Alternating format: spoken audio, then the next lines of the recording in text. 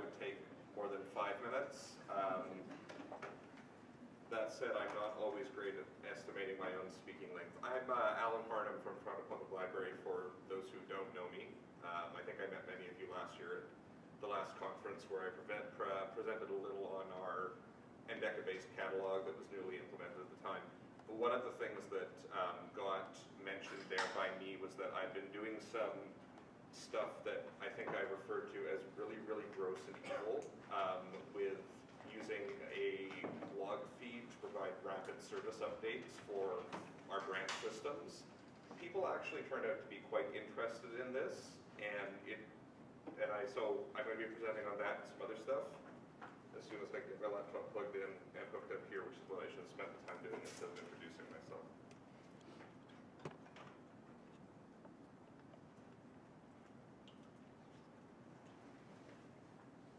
I'm looking for a plug because I feel my battery's going to run out if I don't have one. Just unplug mine if you want. This one? Yeah. It's so hard to find plugs at these conferences. Well, I think everybody has a laptop. Yeah, just reach out. Just pull it out of this guy. Oh!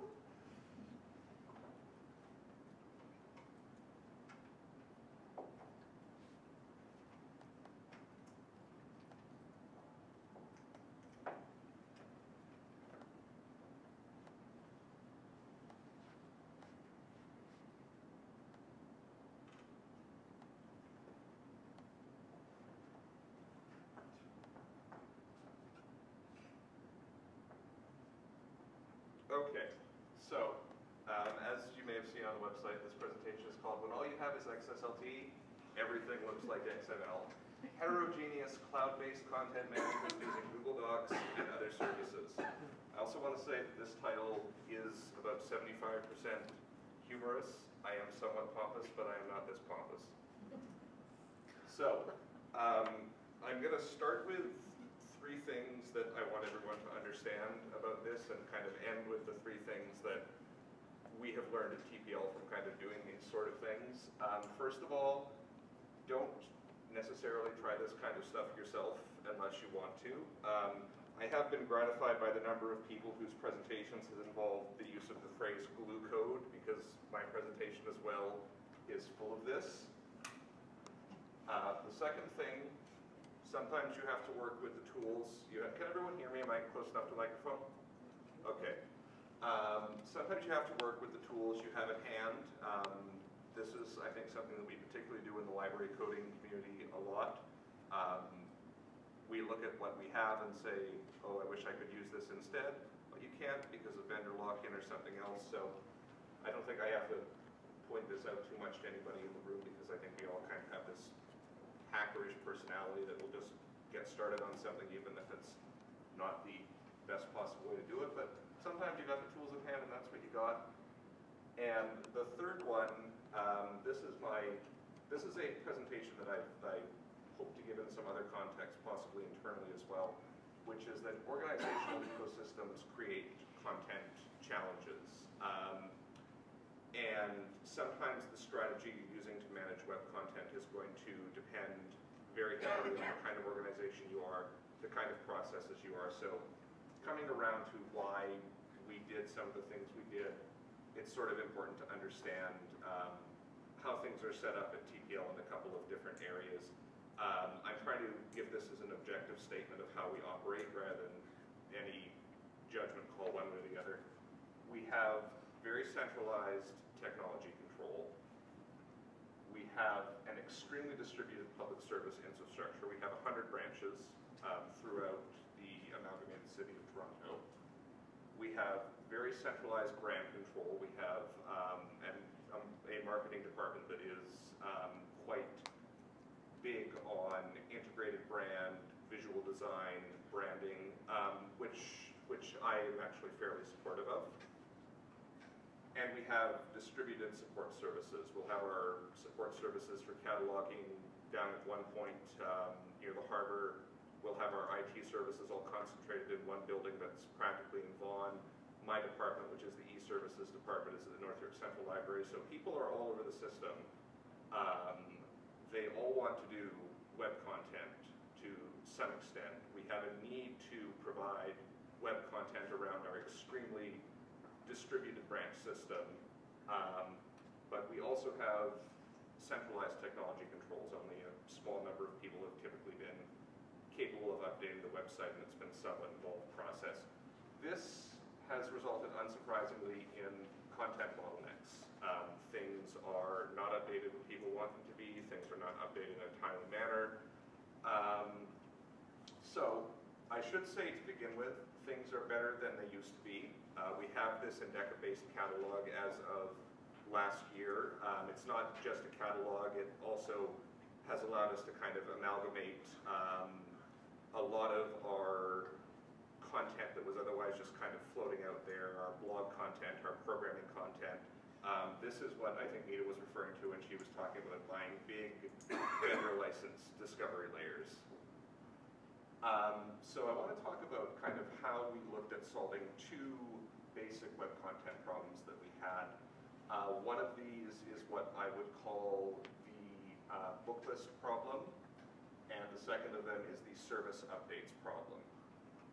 There are common threads to how we solve these, and why we want to solve them. First of all, to eliminate bottlenecks, either because of the distributed nature of the content creation, because it needed to be updated in a really timely manner and not necessarily by, during normal working hours.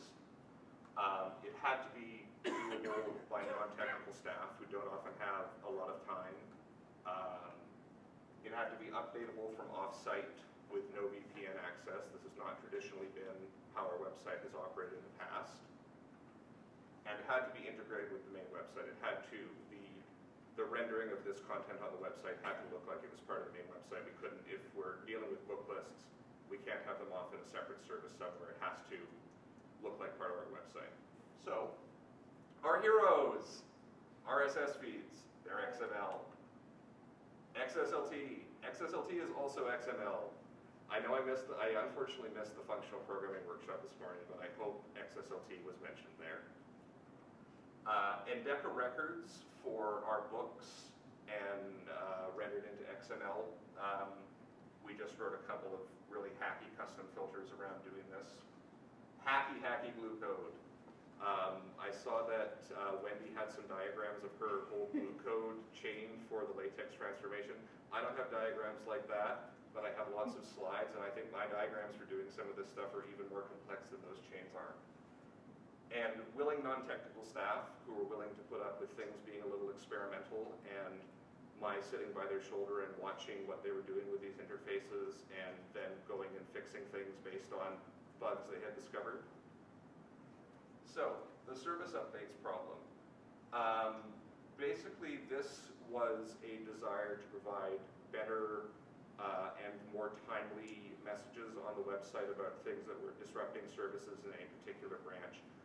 This was both a general customer service enhancement and a accessibility thing that we wanted to be able to inform people. For example, if someone needed an elevator for a baby stroller or an assistive device, if the elevator is out of service in that location, we don't want them to have to discover that only when they come to the location. We want to be able to put a message on the website attached to all contexts for that branch. The elevator is out of service. We expect it to be back in at this time. Also, emergency closures throughout the entire system, short-term closures that we knew about in advance. It also, obviously, as I've said before, we had to be able to do this from non-technical staff, all hours of the day. So what we did was we made a blog, and this is the URL is up there. This is not a public-facing blog, but it is publicly accessible. It is called Toronto Public Library Service Updates, and there are 102 posts in it, all set to draft at any one time. They contain the name of the branch and the internal branch code that we use to refer to them. And when a member of the staff, whoever it is who's been provided access to this, there's a number of people throughout the organization who have it. When we need to update a branch, they go in, open up the post, put in whatever message is necessary, publish the post. That pops the post into the RSS feed of the blog. We scrape that RSS feed. We generate an internal message file from that. We cache this on our own side on a 15-minute basis so that we're not hammering on the typepad constantly and they take our account away. The branches that we deal with are all objects in Endeca, so they've got contextual information around them. We can pull off their branch codes. And we use the branch code to pull the appropriate message from a context for the message file. Do this with more XSLT. All of this is done basically with XSLT chains and pulling the files directly. This is because we do not have access to doing a nice web services framework like Zen. So again, the tools you have at hand. And we also have fake branch codes for system-wide broadcast messages. If we want to throw something up on the context for all branches or on the front page of the website, we use it for this as well. It's also turned out to be useful enough that we have extended the concept to deal with electronic service disruptions as well. We can now attach individual messages if we have overdrive access loss for a couple of days, for example. So one of the things that has kind of validated this from our point of view is that we have found other uses for the approach that have enhanced the customer experience of the website. So this is, you probably can't see any of this, but this is what the internal message packet looks like on our site. One of the things you will notice is that there's a whole bunch of ones that are just blank. They don't contain messages. This is because some of the staff who use the system, despite my giving them, the usual 3-page, here's how to use the system instruction sheets, they don't always reset the post to draft. They just go in and delete the contents. This shows up in the message file, but it doesn't show in the UI. On the UI side, we get these messages in the branch context that, they look like, hey, look at me, but they're part of the website. They're updatable by anybody, anywhere.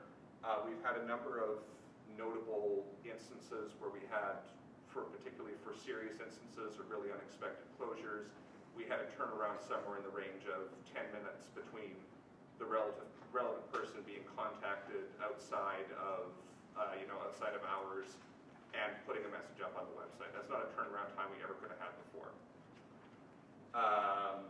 So, second problem we've dealt with is, did I see a hand there somewhere? No, I don't think so. Reading list problem that we've dealt with. This is basically, we have, as I said, we have 100 branches. We've got distributed services all in the system. I didn't mention that we have committees. We have tons and tons of these committees. One of the things the committees like to do is produce recommended reading lists and thematic book lists for the season, book lists for our program series, and they all want these book lists on the website. We want to have award winners on our website. We want to do things that provide circulation to people, but again, as I mentioned, very centralized technical infrastructure. But we do have access to XSLT transforms, and Google Docs, if you make a nicely formatted Google Docs spreadsheet that kind of fits in a really hacky way a sort of relational database structure with tables and columns, and you include the cataloging key identifier, what you can do is pull these in. I don't think this is too visible here, but one of the things that you can get from Google Docs is it'll give you really good semantics around your column names if you pull it down in a certain format. So you can see, I don't think you can actually see this, but it's actually saying, it's giving me a namespace GSX for Google Docs spreadsheets, and it applies all the column names that I've chosen there. So categories, titles, authors, C keys. So you can basically build really simple relational database structures in Google Docs spreadsheets, give people access to the spreadsheet, and then pull that down as an RSS feed. This is very similar to what we've done in the previous context.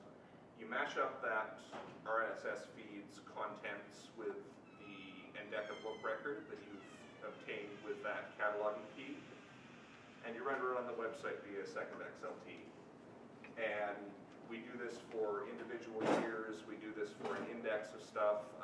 Marnie Tam, my colleague, has kind of extended this concept and worked on it further to do annotated book lists as well, and has almost kind of bootstrapped it where you have one spreadsheet controlling the index of all the other spreadsheets. It's gluey code, and I wouldn't say it's very elegant, but it is actually working surprisingly well for us.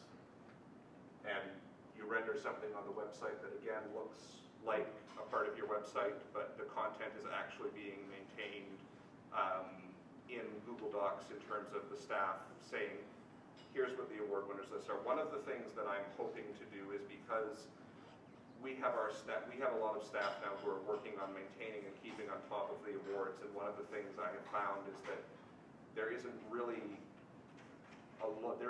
anybody out there who's doing this in a way that's providing an API that other libraries can pull down. So one of the things that I'm hoping we might be able to do at some point is get more information in the Google Docs spreadsheets around things like ISBN numbers, so that, you know, we stick it up as an API, people can build link resolvers from it. If you want to provide, you know, easy award winners lists, pull them in from this URL, resolve them to your catalog. So, what did we learn in the process of doing this? We learned a couple of things. Some of this was confirmation of things that we thought all along, but it was interesting to have it reinforced, which is, I don't think MJ is here this year, but I stole this slide from him, which is that old technology is still useful. I have no idea where the gentleman on the left got his I Love XML shirt, but I really want one. And this guy on the right, based on my Flickr searching, is doing the XML gang sign.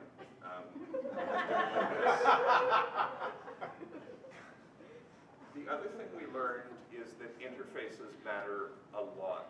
One of the things I didn't mention here, and I know that we're going to have a lightning talk on failures, is that we had one implementation of the award winners lists before that did not work out so well because the staff really didn't like using it.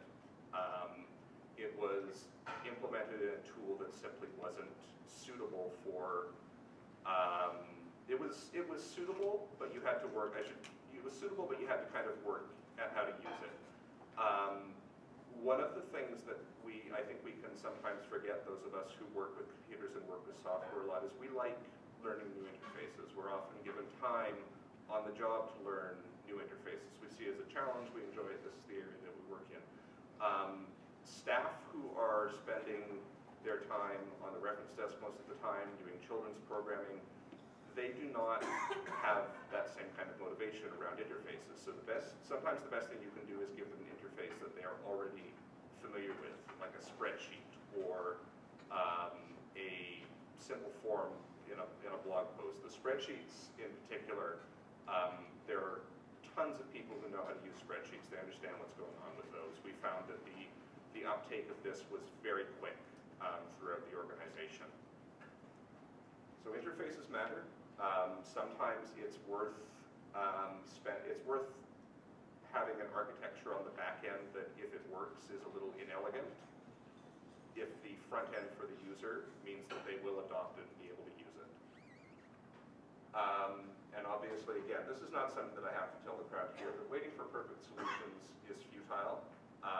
I wish we had a somewhat more elegant way of doing this than what we currently do, but if we waited around for that, we still would not have rapid service updates and book lists. So I know that I heard earlier in some presentations that people are a little scared of XML and XQuery and XPath, but it's really useful stuff to have if you are throwing content out there in the cloud, because almost everything will put it out as an RSS feed or as another form of XML. So don't be scared of XSLT, it's not actually that bad. Thanks and questions. Thanks to Code4Lib. Thanks to John and Nick for organizing, to McMaster for hosting, to all the TPL employees who got to serve as our guinea pigs in doing this. There's too many of these to name. And you guys for listening to me. Are there any questions about this piece of business?